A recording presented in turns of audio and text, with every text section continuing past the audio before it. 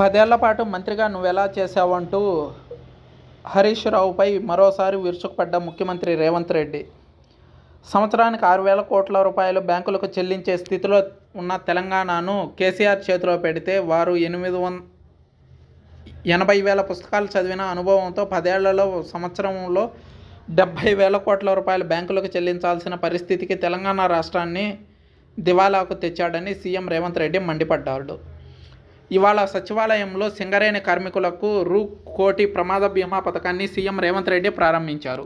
ఈ సందర్భంగా ముఖ్యమంత్రి రేవంత్ రెడ్డి మాట్లాడుతూ తెలంగాణ ఉద్యమంలో కీలక పాత్ర పోషించిన సంస్థల్లో సింగరేణి సంస్థ కూడా ఉందని సీఎం రేవంత్ రెడ్డి అన్నాడు.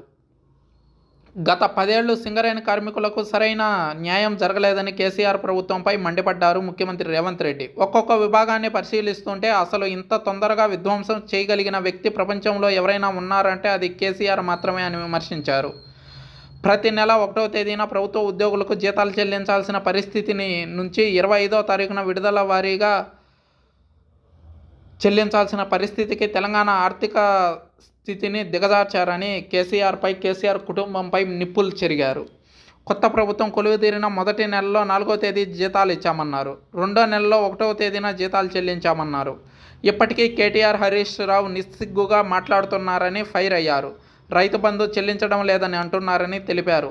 డిసెంబర్ నుంచి మొదలుపెట్టి అక్టోబర్ వరకు చెల్లించుకుంటూ పోతామన్నారు. జనవరిలో మొదలుపెట్టి మార్చి 31 వరకు రైతు బంధు చెల్లిస్తామని స్పష్టం చేశారు. ఫైనాన్షియల్ ఇయర్ ముగిసే లోపు రైతులందరికీ రైతు బంధు పథకం అమలు చేస్తామని తెలిపారు.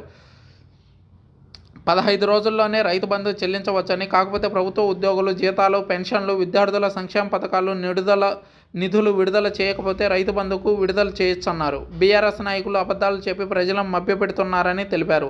వారిపై జాలి కలుగుతుందన్నారు. తండ్రి, కొడుకు, మామ, అల్లుళ్ళు తప్ప ఏ ఒక్కరు కూడా వారి అభిప్రాయాలను ఏకీభవించడం లేదని ముఖ్యమంత్రి రేవంత్ రెడ్డి ఫైర్ అయ్యారు.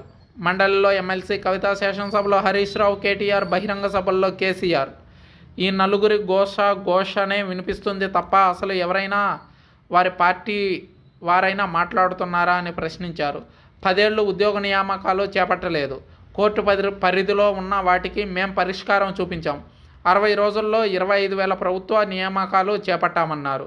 మేం వండిన తర్వాత వచ్చి తెడ్డు తిప్పాడని హరీష్ రావు అంటున్నారని, గా తెడ్డు తిప్పే చేతగాని సన్నాసి నువ్వు ఎట్లా 10 ఏళ్లు మంత్రిగా పనిచేశావని ముఖ్యమంత్రి రేవంత్ రెడ్డి ఫైర్ అయ్యారు. ఇన్ని చేసిన వాడివి అది కూడా నువ్వే చేస్తే అయిపోయేదిగా, మీ పార్టీకే మంచి పేరు వచ్చేదిగా అని విమర్శించారు. ప్రతి నియోజకవర్గంలో అంబేద్కర్ నాలెడ్జ్ సెంటర్ నిర్మించాలని యోచిస్తున్నామన్నారు. పోటీ పరీక్షలకు సన్నద్ధమయ్యే విద్యార్థులకు ఉపయోగపడేలా నాలెడ్జ్ సెంటర్ ఏర్పాటు చేస్తామన్నారు. సంక్షేమ పథకాలు పేదలకు మాత్రమే వర్తించాలని రేషన్ కార్డు నిబంధన పెడుతున్నామని చెప్పారు. కొత్త రేషన్ కార్డుల జారీ చేసిన అనంతరం కొత్త లబ్ధిదారులను చేరుస్తామని ముఖ్యమంత్రి రేవంత్ రెడ్డి స్పష్టం చేశారు.